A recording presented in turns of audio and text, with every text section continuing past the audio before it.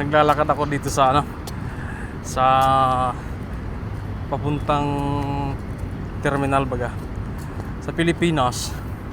Pag naglalakad ka mga itong oras, tagaktak ng pawis, may kasamang langis-langis pero dito naglalakad ako, kanina pa ako naglalakad, wala man lang akong pawis na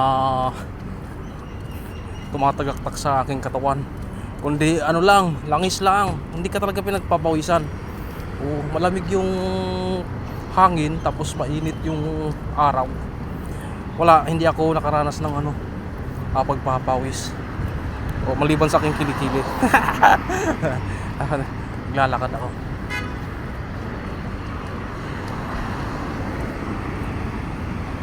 Tatry lang natin maglakad-lakad ulo. Ano pala ang dito? Alas 9 pa lang ng umaga. Dyan sa inyo ay parang nasa alauna 22 ng umaga sa inyo. Dyan sa Pilipinas. Chaks. So ayan, kita nyo? Ayan o.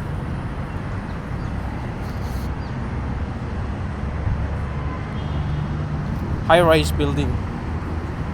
Tapos pagka ikitatawid sa pedestrian lane, itong kagandahan dito sa ibang bansa, sa Abu Dhabi, pagka may makita yung mga driver na may patawid sa pedestrian lane, talaga, sa linya pa lang, bago sila sumabit sa linya, nahinto na sila. Dahil priority yung mga natawid. Yun ang kagandahan dito.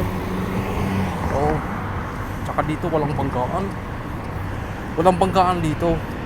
Dahil lahat ng mga sasakyan, kung saan ka naka-lane, doon lang talaga.